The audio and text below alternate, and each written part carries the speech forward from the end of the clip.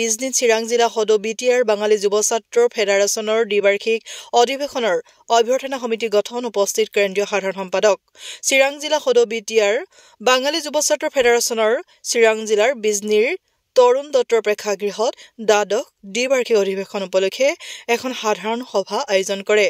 উক্ত সভাৰ সভাপতিত্ব কৰে মানিক মালাকাৰে। আগন্তুক দ্বিবাৰ্ষিক অধিৱেশন উপলক্ষে সভাত উপস্থিত থকা সকলে ভাষণ প্ৰদান কৰে।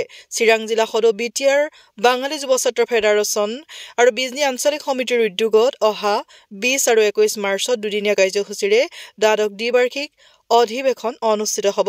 আজিৰ সভাৰ সিদ্ধান্ত মৰ্মে সভাপতি আৰু সম্পাদকক লৈ অধিৱেশনৰ অভ্যৰ্থনা সমিতি হিচাপে 51 জনীয়া এখন শক্তিশালী সমিতি গঠন কৰা হয়।